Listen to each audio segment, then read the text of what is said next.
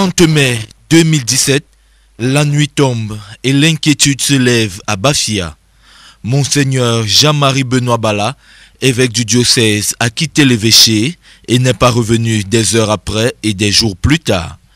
Le 2 juin, le corps de celui qui était arrivé à la tête du diocèse de Bafia en 2003 est retrouvé par un pêcheur dans les eaux du fleuve Sanaga, dans le village Ntang, à 17 km de Bebda. En rentrant, j'ai vu et en train de descendre l'eau, en train de partir avec le vers Monantali. Moi-même, je l'ai arrêté pour partir dans il y a un petit herbe là-bas, là, j'ai parti l'attacher là-bas. Bon, j'ai monté ici pour venir informer les gens que bon, j'ai vu un corps là-bas. Donc, j'ai venu, j'ai dit au commandant, le commandant nous donnait les gens, on est parti regarder.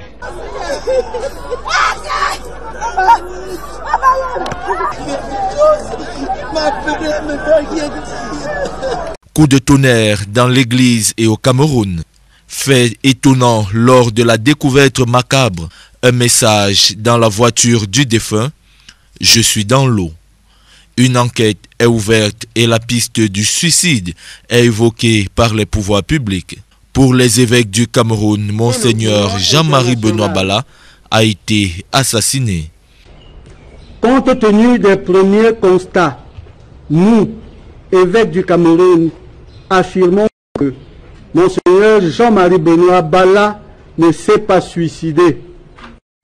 Il a été brutalement assassiné. Et effectivement, en ce triste anniversaire, nous continuons à prier pour le repos éternel de Monseigneur. Mais notre vœu le plus ardent, c'est que la justice soit faite. Et n'oublions pas, parce que quand vous demandez ce que doit faire ou fait la commission justice et paix pour que la vérité éclate et que les coupables soient punis, il faudrait d'abord souligner le courage de son Excellence Monseigneur Samuel Cléda. À l'époque, il était président de la conférence épiscopale des évêques du Cameroun. Il a osé poser ce problème sur la table au moment où on voulait l'étouffer. Tous aujourd'hui, c'est un secret de polichinelle. Monseigneur a été assassiné. Il a été tué. Mais par qui? Par qui? Nous sommes dans un pays de droit. Monseigneur Samuel Cléda, alors président de la conférence épiscopale nationale, l'a déclaré.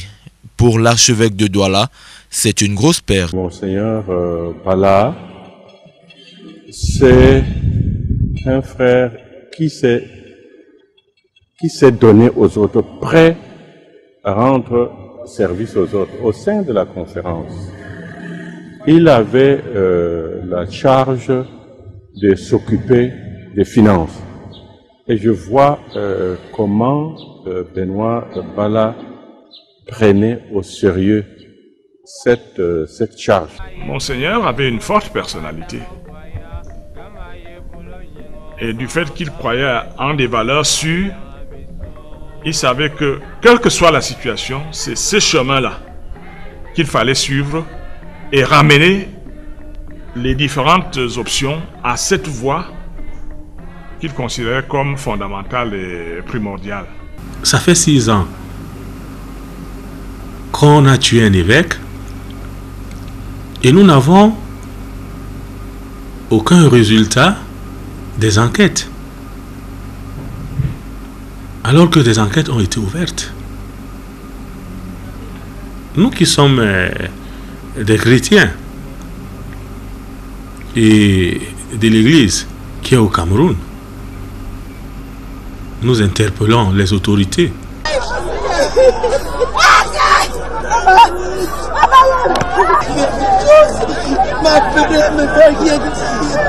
L'Église ne pourra jamais se décourager parce que l'Église est au service de la vérité.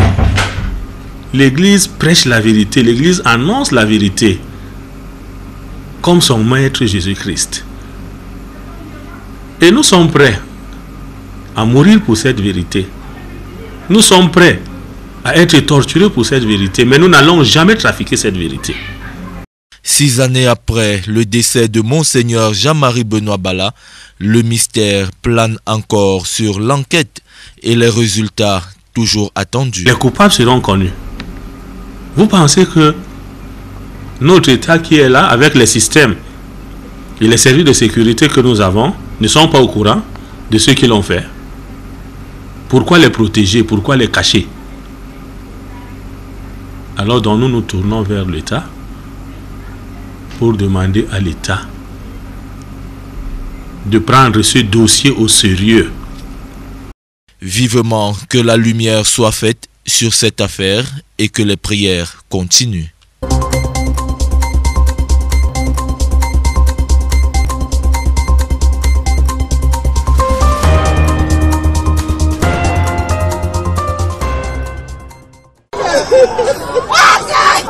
May 30, 2023 marks exactly 6 years since the former Bishop of Bafia, His Lordship Jean-Marie Benoît Bala, was reported missing. On the 31st of May 2017, the then President of the Cameroon Bishops' Conference and Douala Archbishop, Monseigneur Samuel Kleda, informed the public via a press briefing about the disappearance of the late Bafia Bishop and called for prayer. Je dis bien qu'il est porté disparu. Parce que jusqu'à présent, on n'est sûr d'aucun élément. On June 2nd, 2017, Bishop Bala's remains were discovered and taken out of the Sanaga River in Ebebda in the presence of church, government and traditional authorities.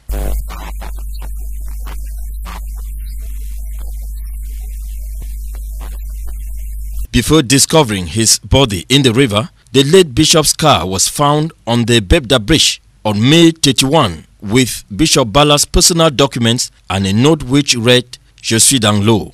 I am inside water." After preliminary investigations on the remains of the late bishop on July 4, 2017, the Center Court of Appeal Attorney General Jean Fils-Ntama concluded that there were no traces of violence on the corpse of Bishop Bala, adding that drowning had been the most probable cause of the bishop's death. His reaction came after Cameroon bishops met in an extraordinary session at the headquarters of the Bishops' Conference in Volier in Yaoundé, declaring that Bishop Bala was brutally killed and demanded justice to take its course. His Lordship Jean-Marie Benoît Bala did not commit suicide.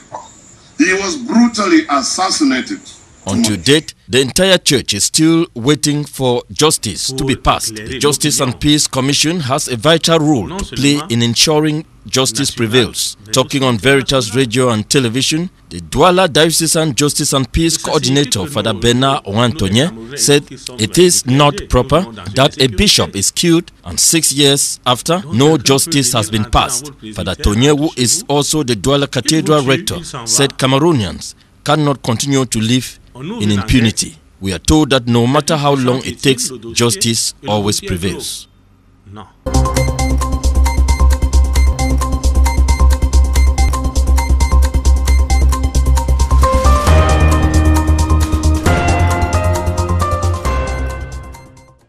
Les évêques du Cameroun déplorent la dégradation croissante et préoccupante du climat social dans notre pays. Au cours de la célébration de la solennité de la Pentecôte à la paroisse Saint-Joseph de Bonnet-Poupard II, Monseigneur Abraham Comé, s'appuyant sur le livre des Actes des Apôtres, au chapitre 2, les versets 1 à 11, d'un ton ferme, a dénoncé ces Camerounais qui injectent le venin du tribalisme au sein de l'opinion publique pour des fins égoïstes.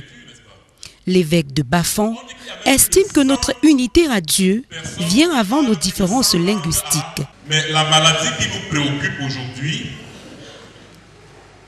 de façon particulière, c'est la maladie du tribalisme. Le tribalisme, c'est quoi? C'est un repli identitaire. C'est-à-dire, c'est comme si Dieu disait, je suis le Père. Je m'enferme à ça. Je ne veux pas savoir ce que fait le Fils. Je ne veux pas savoir ce que fait l'Esprit Saint. Je suis le Père, je m'enferme à ça. Un point, c'est tout. Est-ce que Dieu le Père l'a fait? Vous avez bien suivi la première lecture, n'est-ce pas? On dit qu'il y avait plus de 100 personnes qui parlent plus de 100 langues à Jérusalem.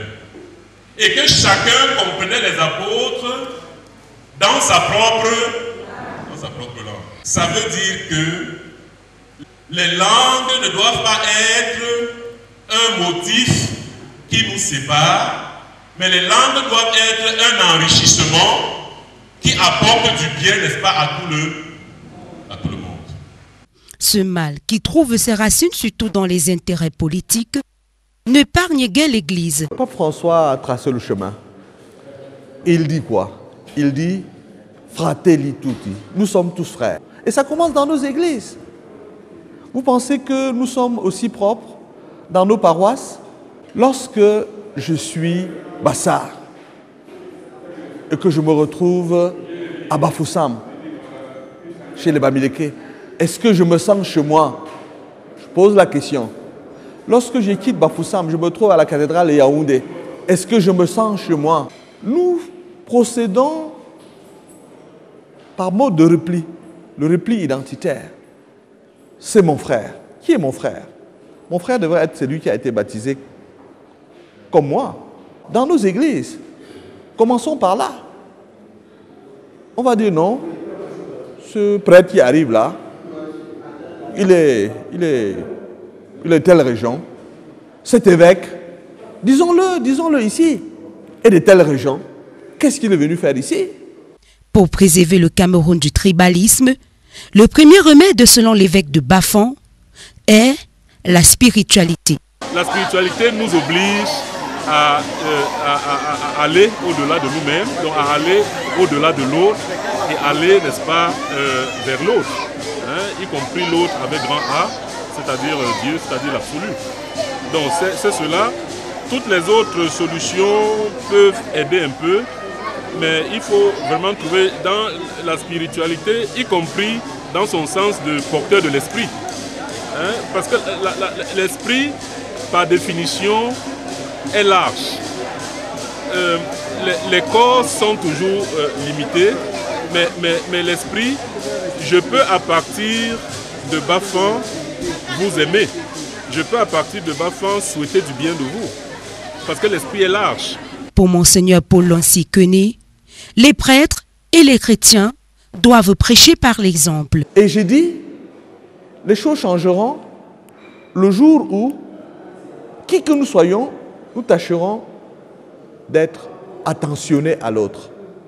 Si nous avons un poste ministériel, qu'en l'assurant, que nous nous souvenions toujours que nous sommes au service de tous les Camerounais.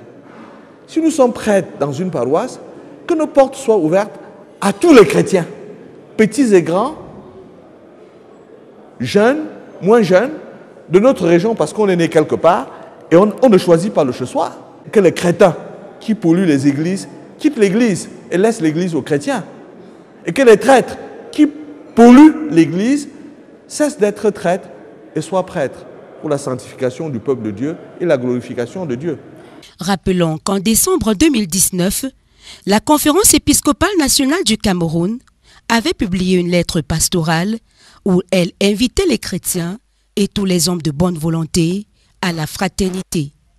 Cette lettre faisait suite à celle agressée en 1996 sur le tribalisme.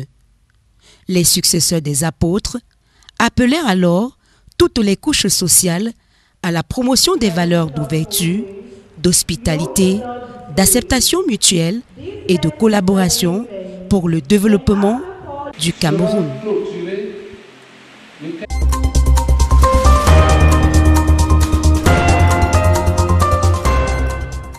Tribalistes! Je ne pourrai rien contre le Cameroun. Je suis là pour vous détruire. Le Cameroun est un et indivisible, a-t-on coutume de dire. De ce fait, dans notre Afrique en miniature devrait régner amour, partage et vivre ensemble. Ces valeurs fortes, capables de mettre KO le tribalisme, qui peut se traduire par des propos injurieux, des discours haineux à l'endroit d'un peuple sur différentes plateformes, pouvant conduire à des guerres intercommunautaires, des discriminations, entre autres. Le tribalisme est aujourd'hui devenu un fléau qu'il faut absolument mettre hors d'état de nuire. Les autorités l'ont compris. Ce que je vois dans les réseaux sociaux, je vois les prémices d'un véritable danger. N'oubliez pas qui je suis. Je suis l'avocat du tribunal pénal international qui s'est occupé de ces affaires du Rwanda. Je connais comment ça s'est passé au Rwanda pour arriver à ce que les uns s'entretuent, se tuent les autres à cause de la tribu. Je vais dire, du jour au lendemain, des gens prennent la machette et tuent le voisin parce qu'il n'est pas de la même tribu. C'est excessivement grave. Ainsi, pour ne plus vivre des tensions intertribales comme celles observées à Saint-Mélima le 24 mai dernier, la loi camerounaise prévoit désormais un emprisonnement d'1 à 2 ans et une amende de 300 000 à 3 millions de francs CFA pour celui qui tiendra un discours de haine. Mais avant tout, il est question de promouvoir le vivre ensemble et propager l'amour autour de soi. Cette guerre interethnique reste pour l'instant cybernétique et médiatique à la limite. Mais elle n'est pas réelle dans le sens que dans la société, les gens se marient ensemble, les gens font les business ensemble. On ne voit pas des traces de discrimination ou de tribalisme. Les gens vont à l'église ensemble, qu'on soit chrétien, Bamileke, Sawa, Betty du Grand Nord, peu importe, on les voit ensemble. Donc nous craignons simplement que ce discours de haine sur les cyberespaces puisse descendre dans la réalité. Dans ce combat farouche, les autorités traditionnelles ont elles aussi un mot à dire. Nous avons pris plusieurs résolutions. Je vais vous parler de 2 qui me semblent essentielles. Il y a la première qui invite les chefs traditionnels à multiplier, à développer la diplomatie coutumière. Qu'il s'agisse des élites, élites de la société civile ou élites leaders politiques, que l'on cesse de manipuler les populations, mais que l'on mette toujours en avant l'intérêt de la nation. Comme le dit si bien l'adage, un seul fagot ne suffit pas pour faire un feu. C'est ensemble que nous viendrons à bout de ce vieil ami ennemi, le tribalisme.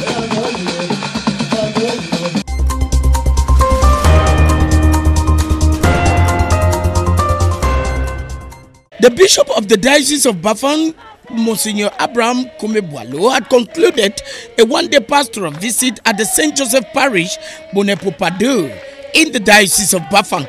The pastoral visit took place on Sunday, May 28, 2023, marking the solemnity of Pentecost Sunday, which the Holy Spirit descended on the apostles. Monsignor Abraham Komeboalo, in a homily he delivered during the Pontifical Mass he presided over in the church house, said Christian faithfuls are supposed to live their day-to-day life under the influence of the Holy Spirit, loving one another, speaking the truth without fear, as well as being disciples of justice, unity, and peace in their families, society, and the country as a whole. Monsignor Abraham Komeboalo was speaking to hundreds of Christian faithfuls who turned up for the pastoral visit that equally saw celebration of the solemnity of Pentecost. The role of the Holy Spirit in the life of Christian faithful, Monsignor Abraham Komeboalo. We are not alone, and it is something great to know we are not alone. When you are alone, you are weak, you are limited. So we are not alone, we are with God. He came to save us by His Son Jesus Christ, and His Son Jesus Christ is still with us through the Holy Spirit. So the message is that we are not alone. Filled with the homily and the Eucharistic celebration presided over by the man of God, Monsignor Abraham Komeboalo, some Christian faithful of St. Joseph Parish, Bonepopa II, talk on the role of the Holy Spirit in their lives. The Holy Spirit, as I know it, is like the three persons in one God, God the Father, God the Son, and God the Holy Spirit. So the Holy Spirit has come to strengthen us, to stay with us. We received a message as the bishop clearly said. I would just say the last thing that he said. He said that as of a village, we should not fight over lands. Yes, we should not fight over lands. We should fight over a space that conquer lives for Jesus Christ. It should be recalled that the Christian faithfuls, as well as the population of Bonepopa 2, are predominantly farmers who do agriculture for their livelihood.